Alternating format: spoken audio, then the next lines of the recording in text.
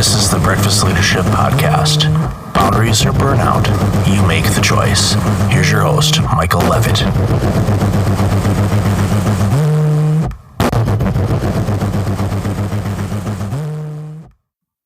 I am a person of routine.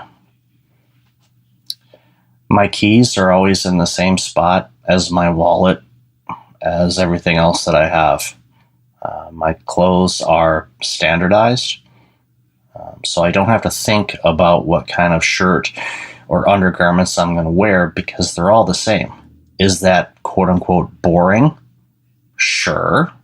But you know what? For me, consistency plays a huge key in allowing me to think about the things that I truly should be thinking about and not thinking about, okay, what shirt should I wear today? What socks go with this tie? All of those other things.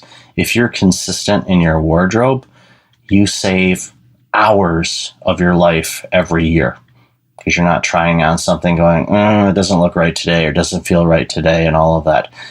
Get clothes that fit. If you got clothes in your closet you're going to wear when you drop those 20 pounds, here's my recommendation. Go donate them. It's not motivating you to lose the weight. I hate to be harsh, but you know what?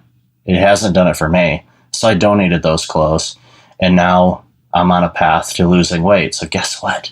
I'm going to have to go buy new clothes. Well, going to help the economy one way or the other.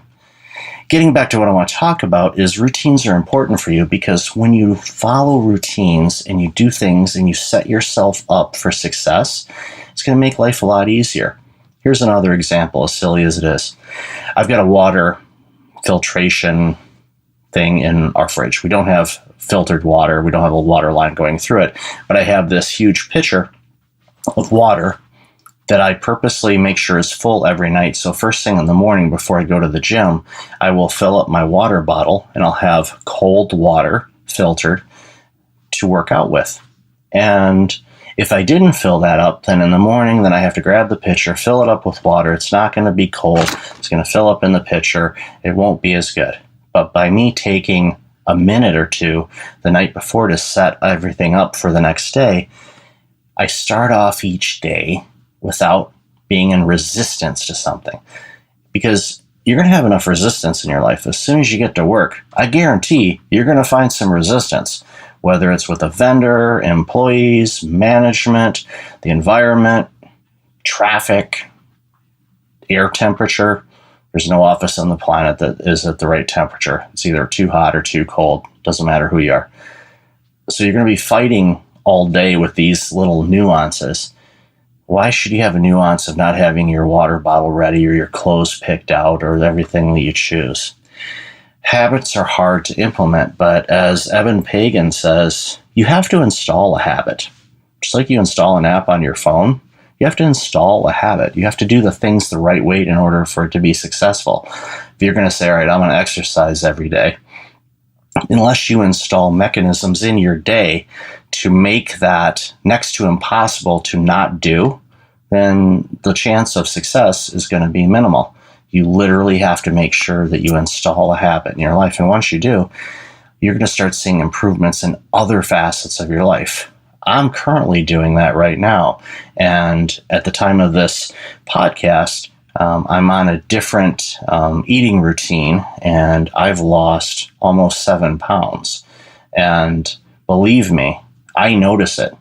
I mean, 7 pounds isn't a lot for me, but I notice it. I know how I feel. I notice my energy levels. I notice everything. It's made tremendous change. And I'm going to talk more about that down the road as I continue down that journey, because I think once I get to the destined weight that I'm going to get to, and I'm going to get to it because I've installed it as a habit, I will definitely share with you what I've done, how I've done it, who I've worked with, and because it's something a few weeks in, I am absolutely amazed at the results that it's creating so far and how I feel, and it's amazing. But here's something that also Eben likes to talk about a lot, and I want you to write this down, please. If you're driving, pause it or save this episode and listen to it when you get to the office or a place where you can write this down. Whatever you resist persists. If you're resisting something about a change in your life, it will persist. So you need to stop resisting it. I know in other episodes I say whenever you face a challenge or you feel stress in your life, feel it. Don't fight it. Feel it. I think Sammy Hagar has a song about that. I'll look it up in the show notes. I'll put a link to it. Buy Sammy's stuff. I love the guy.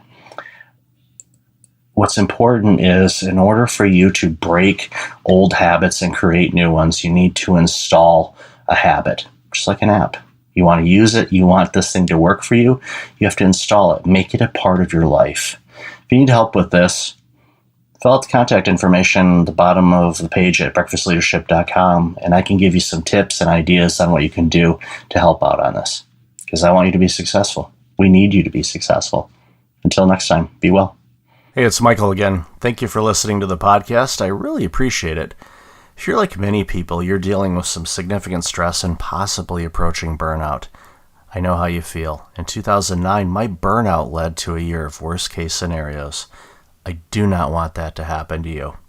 If you go to breakfastleadership.com, you can register for a free webinar on burnout prevention, as well as get a free checklist to have successful mornings. Start off each day the right way. Again, that's at breakfastleadership.com. Also, since you are a loyal podcast listener, I'm asking you to like, rate, and review my podcast on iTunes. I look at all the reviews and appreciate your comments, and it helps other potential listeners discover the content I have on the show. I appreciate you, and thanks again for listening.